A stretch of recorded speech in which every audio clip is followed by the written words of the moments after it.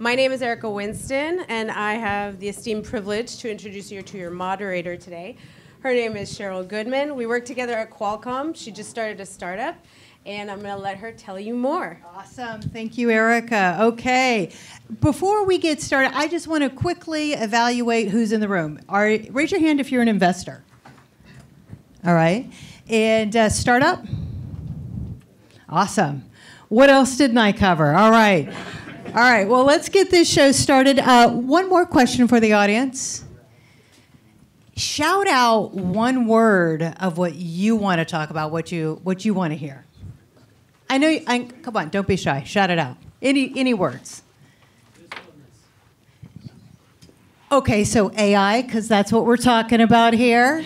No need to spell it. There's no spelling test later. I see a hand back there, kind sir. Revenue. Thank you. That is definitely something that's important. All right. So let's. One more. Controversy. Well, hey, this is the panel. Because how many boring panels have you been to in your life where you said, I could have done so many other things with my time? The promise of this panel is we're going to get real. We're going to talk about revenue. We're going to talk about business opportunities. We're going to take it very high level from the top. We're going to talk a little bit about ethics, but then we're going to land on practical AI, how to actually make revenue, and then we're going to cover education. And then there's going to be some stuff that's going to be off script. So there you go. All right, so let's get this show started. So my first panelist to my left is Reza Rasool. So Reza was the CTO of Real Networks. I'm sure a lot of you folks remember Real Networks, but he's done a lot of other things, and he's working on a firm now called Kwai. Tell him more, Reza, about you. Great. Thanks so much, Cheryl. My name's Reza Rasool. I'm now chair of Kwai, a non-profit AI lab.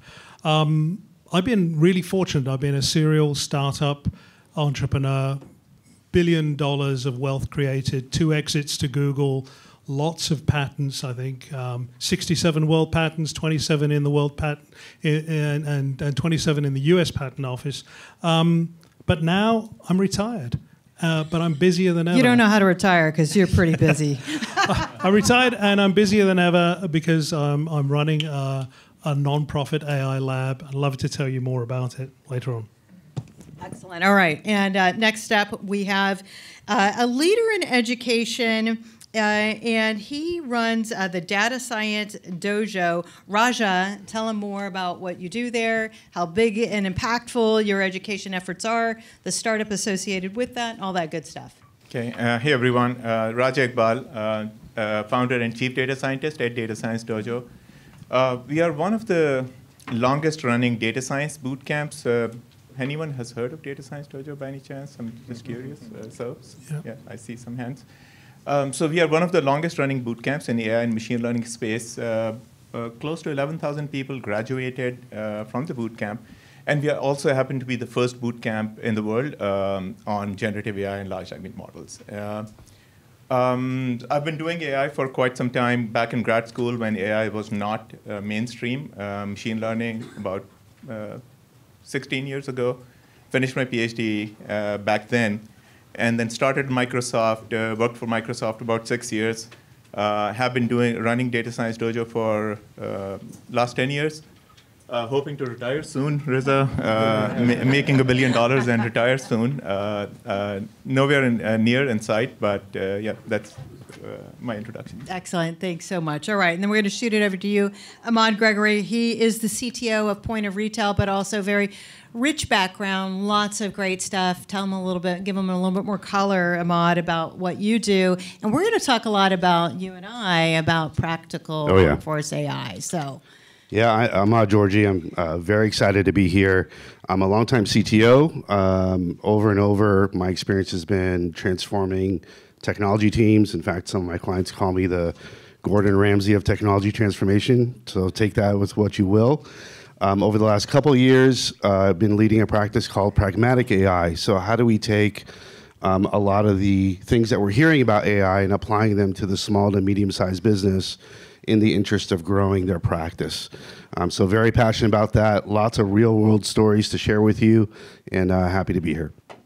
Excellent. All right, and finally, we have Sujit Day, who is with the UCSD Institute of Global Entrepreneur, but you also have two startups, but one in particular we're going to spend some time on is Cipra and biotech, and give us some more color about your background as well. Sure. So, fun fact about me, I'm a born-again AI practitioner.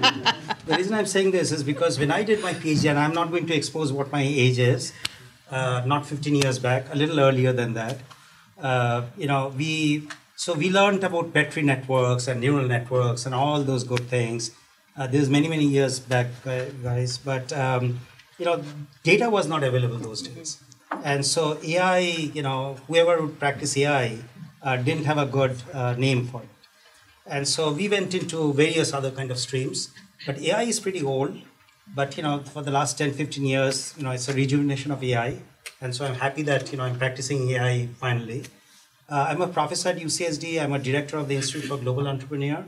And I'm also a co-founder of Cipra.ai. And we'll be happy to tell more about it. Yes, and we're definitely going to get into Cipra AI and the digital twins and all of that stuff. And so let me officially introduce myself. Cheryl Goodman, I'm a co-founder at Ask Turing AI. This is really something that, Ahmad and I will talk about as we journey on through the panel is really how do we get practical with AI and what are those trends and what do people need to actually leverage the power of generative AI in multiple ways. And so with that, let's get started in our first question with you, Riza. Okay, so fresh off of a Consumer Electronics Show last week, still recovering from that show. All of the trends out there was a lot that was happening in open source, and I want to start with you because we're going to take a macro view, large view of AI from the development standpoint, what's happening in open source, and what the penalties are and opportunities for the consumer. That was 3 questions in one, Fantastic. But you can handle it. Thanks so much, Cheryl. So look, as a non-profit, we can take a long view, which is not the luxury of the for-profit space. So let me take a long view. Generative AI is a fantastic technology that's probably on par with printing itself or writing. It's a way of accelerating the way in which wealth and wisdom is transferred from one generation to the next. Now a new generation can stand on the shoulders of previous generations because these large language models have vacuumed up all of the wisdom. Well, have they done that? They've sucked up Reddit and Twitter and TikTok. So that's the promise. The promise is that AI can be truly uplifting for humanity, not just another tool in the tool belt of capitalism to extract more profits out of individuals. So we're at a fork in the road where AI could go one way and lead us to a dystopian future, or it could be a technology that's truly uplifting for humanity, one that gives each of us a 10x improvement. And if it gives us a 10x improvement, we're better workers, we're better consumers, we're more engaged citizens. That wealth could trickle up to the rest of the economy. I don't believe in the trickle-down theory. It's never trickled down, and it never will.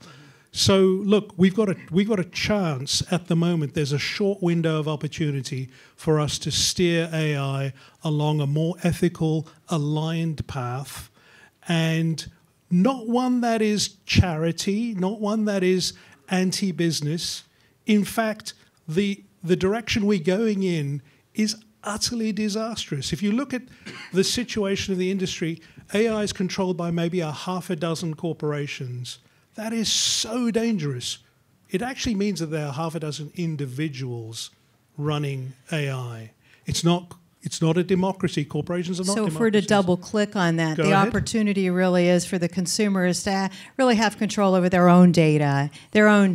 So maybe we talk a little bit about that, and then we're going to talk about how do we get everyone at the same level so they can actually participate in the AI economy. Because we know there's digital divides of your past that not everyone's on the journey to economic prosperity here. So the industry was in a similar situation where half a dozen corporations controlled the server operating system space. When I was growing up, I was a Unix kernel developer, and then along came Linux. Open source, non-profit, volunteer-driven movement. Now Linux is the dominant operating system, and the industry is healthier for it. So when I retired from Real Networks, I thought, okay, we need to recreate Linux. The Linux of AI, an open source, volunteer, non-profit movement that creates the foundation upon which $1 trillion, multi-trillion dollars of AI applications could be built. But if you lay down the foundation so that its guiding principles are that it's going to respect the data rights of all of you. It's not going to be the succubus that's extracting wisdom and data and private information from you only to extort more profits from you. That is the wrong road to go on. So we want AI to be truly uplifting for humanity, and it's got to be starting with the problems of humans first. And this is what Kauai does. So your organization, Exactly. practically, give us two things that Kauai does, and then we'll shift on to the. Yeah, so we're a 700 volunteer movement. Look, Linux is a 10,000 volunteer movement, so we got our way to get there. 80% of our volunteers are developers. The rest is split between research and policy. So it's a think tank. It's a rich vein of AI critical thinkers. It's a collection of folks that are motivated by a mission to do something about it. Now more than ever, you can't rely on government to protect you from the excesses of industry. There's no cavalry coming. You are the cavalry. And so my call to action is join up to Kauai and participate in change. And I love that, and I think that's great. And it's the same thing with education, right? Only you can be in charge of how you're going to raise your education levels to participate in this economy. So talk a little bit about Data Science Dojo, Raja. Before I talk about Data Science Dojo, speaking of all the wisdom from Reddit, I don't know Wisdom. how many of you. A few months ago, when Google released one of the versions of Gemini, someone actually shared these some wisdom from Gemini. How many cigarettes can you smoke during pregnancy? And Gemini gave this answer. Doctors recommend up to 2 cigarettes a day. I thought it was vaping. Okay, that's good. It's only 2. So I don't know, it was 2 packs or two cigarettes. I think as we, many of these tools, they are going to be ubiquitous. All of us are already. Most of us use ChatGPT, and I think being aware of the limitations of these tools is very important. You can go ahead and use these tools, but these tools are really AI. Well, going back to Sujit, you were talking about AI, and it has been around. And the joke goes like this. We used to call it pattern recognition, then it became old-fashioned. We started calling it machine learning, and that became old-fashioned, and now we are calling it AI. At the end of the day, this is all pattern recognition, right? So we are recognizing patterns, and this is the underlying science is that. So going back to the education part, what we do is we offer trainings for companies, so we have a B2C aspect of it and B2B aspect of it. But the common ground is that you are training those hardcore application builders. No one is, so as Riza, you pointed out, 6 or 7 companies, maybe a dozen companies, they are controlling the large language models, and you're building applications around it, right? So, and building applications around it, it is easier said than done. There are regulatory issues. A few months ago, Air Canada got sued. Why did they get sued? Because their chatbot apparently told the customer that there is a bereavement fare policy. The customer, bought the ticket, came back and requested a refund, only to find out there's no bereavement fare policy, right? So And I cannot go into the technical details of the nuances there, but the reality is that it is, ChatGPT makes it look very easy. And what we teach people is at different levels, all the way from hardcore implementation in data science and machine learning folks, to the ecosystem, the product managers, the project managers, all the way to the leadership. And depending upon whatever they need, we actually educate them. AI is going to be, in my opinion, it is going to be a leveler. It's almost like, if you're, let's take the example of if you are already a great writer, maybe ChatGPT is not going to be very helpful. But if you're a sloppy writer, ChatGPT will bring you closer to a great writer. Take this example, no different than power tools that we used to use, right? And we actually enable at different levels of. So is it entry to advanced machine learning? Okay, great. And I think what most companies are looking for, if we get back to that word revenue, is how do you skill up your employees so they can actually participate in the AI economy and not get laid off? But furthermore, what does this look like for them to be hired and deployed, say, with your company, Aman? Like, what are the skills of the future for that workforce that needs to participate and create that efficiency in AI? Yeah, so all I've done over and over every day for the last 2 years is implement AI in businesses. And invariably, you learn a lot of things. And a lot of things that I found was that, a lot of the companies that we work with, everyone's facing the same challenges they've always faced. They got to hit their numbers. We all have the same pressures. That doesn't go away. In fact, maybe with less resources now. And at the same time, now you've got a board or a certain set of executives or investors that are pressuring, and they're pressured themselves, even within those firms, to produce some sort of AI roadmap. Go do something with AI. What it is, I don't know, right?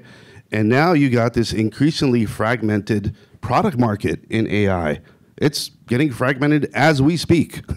There are more and more products coming out. And so the pressure and the onus now is on these companies that are non-tech businesses, which is largely what we work with, to go figure all this out somehow. And usually the way these projects start is not with revenue, it's with cost. How am I going to save money? And instead of providing... And when I just quick level set, if you're comfortable, raise your hand if your business is actively integrating AI in a way that is creating efficiency. See, wow, awesome group. Yep. And that's the way it usually starts, and it should. It does create efficiencies. But typically these phases start with one single variable, which is how do I get the efficiency? And what we found is it is a multivariable equation. There are so many layers to that pragmatic implementation, and one of them is how it does affect workers. Most workers, and very few of us are talking about this, is they are afraid of losing their jobs. That's what it is. And you've got to address it openly. And really bring in the people team and the HR strategy team into these implementations, because I'll tell you, the flip side of it is when you actually implement the solution, the change is immediate and it's overnight. Like the next morning, the world is different. We have to show a higher order of work product that is no longer the drudgery, as we hear. It's like, how do we demonstrate the higher order of work product, or create new labs type functions to create revenue in adjacent parts of the business maybe that wasn't there before? I mean, what do you think about that? Absolutely. Like, I had a client actually say, it was like, we were discussing this earlier, like it's like what a typewriter was to copy and paste. Like, everyone's talking about losing the typewriter job. We can't live without copy and paste now. And so how do you teach workers to now adapt? What does that actually look like? With the reality that there are, in fact, some jobs as they exist today that should not exist anymore. And so how do you wrestle with that? And we really look at AI as an enhancement and integration strategy rather than a replacement. All right, so I want to just kind of just level set. So we talked about massive open source. There's maybe 6 companies that's controlling the universe. There's a desperate need for education. There's fear of jobs being lost. And so we know that we want this panel, you to walk away with some good news and at least 3 data points on what you should be doing if you're not already doing or what those trends are. So before we go further down that track, let me now segue to to Sujit here to talk about what he's seeing at the IGE school, but also in your biotech company with digital twins. This is very interesting because I think this is really that next layer. Sure, and before I go to your question, Cheryl, so one thing that I would like to mention. Sorry. Technology. Hello. Is this working? Yes. Okay. Good. So I just wanted to follow up on one thing. I was just thinking about it. See, AI, I think, should be seen by each and every one of us as a tool with which, if we want to become, we can be an innovator. So think of all the things that you could not have done as a human, just as an individual, and now you can do using AI. So if you can spend a few minutes every day thinking about it, you will see that you'll come up with a growing list of things that you and maybe your friends and colleagues would be able to achieve that you could not achieve without AI. And so that, I think, would be a sort of a very exciting journey and a democratizing, a leveling. You mentioned the word leveling. So that is one point. Second is, you mentioned about profit and non-profit. Of course, those of us who are in for-profit, one of the things that AI, and you also mentioned rightly that there are like 4, 5, 6 companies that are getting all the limelight and everything about AI today. But I think that's going to change because just think about certain things that will be happening. That is happening with our company, for instance. All that ChatGPT is doing is essentially it's making sense of the zillions and whatever the actual term is of the information that is already there. It's just, it has processed all that information and just created all these models, call them large, call them small, whatever those models are. But think of, as we go forward, all the live data that will be generated, be it from vehicles, be it from, machines, be it from patients like we do.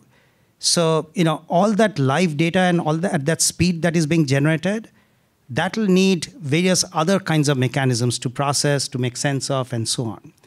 So think of that the cloud infrastructure that currently conveniently, focuses on these existing models. Now when we are talking of real live data that is being generated at speed that we have never known of, will the cloud be able to handle that?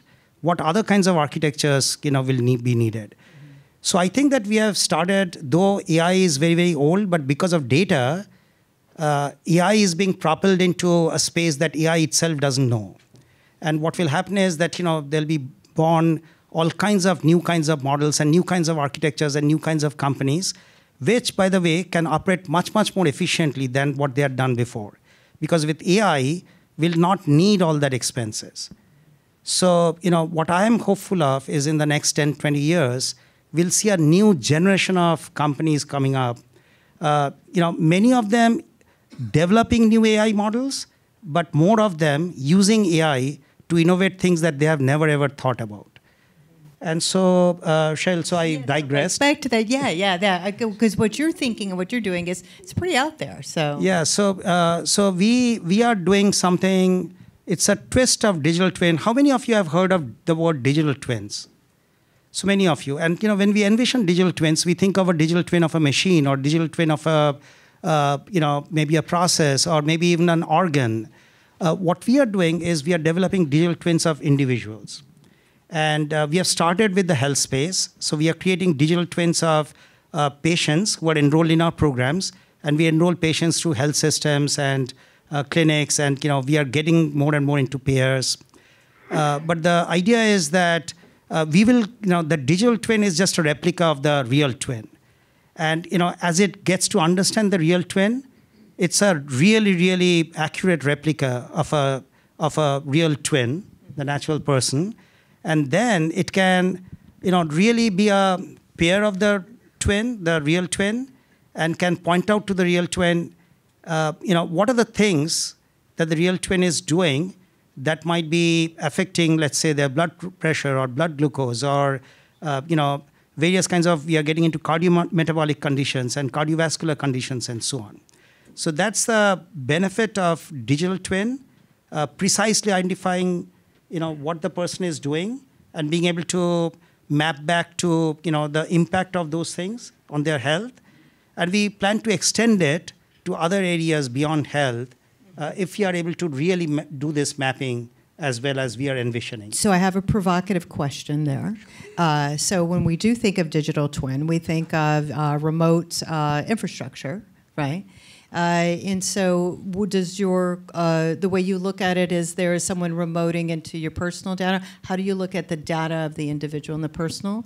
And then I know that Riza, we had a very lively conversation just before this. So I'd like to talk about where the consumer value lives in between the utility of having a digital twin, but making sure it's not an evil twin or a double agent. Yeah. So. Yeah.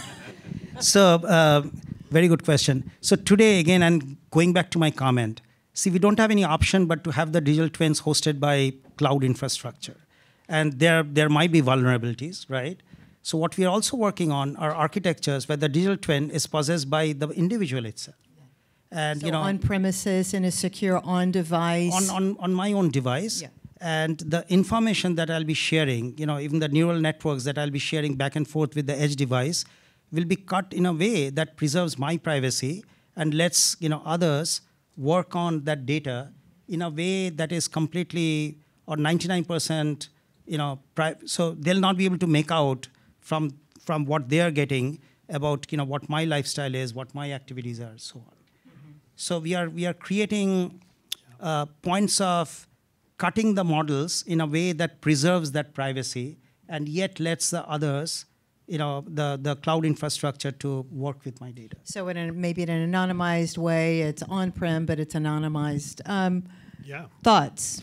Yeah, okay, so W.B. Yeats wrote a poem, and there's a line in there that says, the center cannot hold, things fall apart. So I agree with you. Cloud infrastructure cannot support the AI needs of a large metropolitan community. For heaven's sake, they're talking about putting nuclear reactors to power. You can't get enough electric power into the data centers to support the needs. So yes, the infrastructure's got to come down to the edge. And the first shot in that battle was fired by Jensen himself at CES, where he said, here's a $3,000 supercomputer that you can run at home that'll run AI that would have had to have run in the cloud before. So that's fantastic. I think we're at the point where, in 1974, the notion of a personal computer was crazy. It's like saying personal nuclear reactor or personal computers were not thought of as real. The investment community didn't understand that was the trajectory, the natural trajectory. And you said when it happens overnight. When the personal computer came to the desktop of every worker and came to homes, there was an explosion of productivity. And there was an explosion of commerce and ingenuity and innovation. And I think that transformation has to happen to digital, to the AI infrastructure to become digital public infrastructure that's more edge-based, right. much like the electrical grid. Uh-huh. The electrical grid went from a point initially of all the power being generated centrally. Now everyone's got a solar panel on their roof. And this is the leading trend. Of course, CES is all the AI PCs. There were 30 PCs bolted to the wall that were secure. And so this is the way. So that's one trend we're looking at. What's the other ones? Maybe we talk about small language models and private models, because if it really is about value to the person, how do we privatize that and ensure that? Yeah. What does that mean? Quickly, before Raja jumps in here, we see the language model as an unnecessary conflation between a linguistic model and a knowledge base. The linguistic model we see as something that allows you to talk to your data and query your data with natural language. That's all we need of the model. The knowledge base is something separate. And when you separate those two, and rather than treating them as a sealed unit, then that liberates the whole architecture. It allows individuals to bring their own knowledge, and you want to do that really easily. So we rather favor a small language model used for its linguistic capability, and the knowledge base coming in the form of RAG, Retrieval Augmented Generation, or GraphRag, which is a more sophisticated version of it. But that huge architectural split is vital, because the small language model is small enough to run at home on your laptop, run on your mobile phone. And the knowledge base is something you bring along, and it's your own personal knowledge, and the architecture should respect the ownership rights over that data. And they don't at the moment. They don't. And I think that's the future opportunity. So shifting back over just quickly, Ahmad. So when you are talking with companies that are looking to deploy this, the small to medium companies, what are your thoughts about the small language models and what those solutions look like? What are a lot to share there. First, I want to let everyone know, I think we should warn everyone, this is not the real us. These are our digital twins, just so you know. That knowledge base that Riza's talking about is actually very popular within companies about, all right, we've got all this data everywhere. How do we capitalize on it, right? So as a practical example, I worked with a CEO of a company, small startup. Their major customers were the retailers of the world, the Walmarts, the Sam's Club, big guys, right? And they know they're a startup, so they acted accordingly. And so the CEO would constantly be there answering questions from all these major partners about ROI and various analysis that they had to do, and they were constantly being pressured. And he had this analytics team that, we got to go run the analytics. Take 2 to 3 weeks. And by that time, the question's outdated. And so what they started to do is actually build out a knowledge base where you actually have a way where you can query the data in real time and actually do these kind of question like, as you do with ChatGPT, right? You ask these questions of your company's data, and he's getting answers in the room, real time, from 3 weeks. And game changer, right? For a startup. That is a game changer, and I have to do a plug. I'm at Ask Turing AI, which just launches basically your own data. It's right? your own data. That's right. Our own data is more valuable to us, and so that's right. And the beauty of it is you don't have to centralize the data. No, that's right. That's right. The data can come from multiple sources and still be centralized. And I want to be fair to you because I think what kind of cut you off there. So, floor is yours. No, but small language model, large language model, small language model. And then, what will evolve very, very rapidly, within the next year will be large, small, multimodal models. So because we don't just speak, we don't just, use language, we use various other sensory organs, right? So all that will become, part of various kinds of models. So you'll see a proliferation of models. You'll see agentic AI, taking over more and more. And the other thing is that, if you think about it's everything cloud-based, right? Everyone is running for cloud-based, and yes, NVIDIA is doing this and that, but eventually things will run off your devices. But everything cannot run on your device, so there has to be this partitioning based on the various kinds of models. So what I envision, and it's definitely going to happen in the next 1 to 3 years, is that much of your data. See, when we speak of data, it's just too much data to just preserve. You cannot preserve years and years of data, like, for instance, health data that we are generating, your Fitbit data. That's just too much data. So what you'll see is a new class of techniques which will come up with, how to make sense of the data in a way.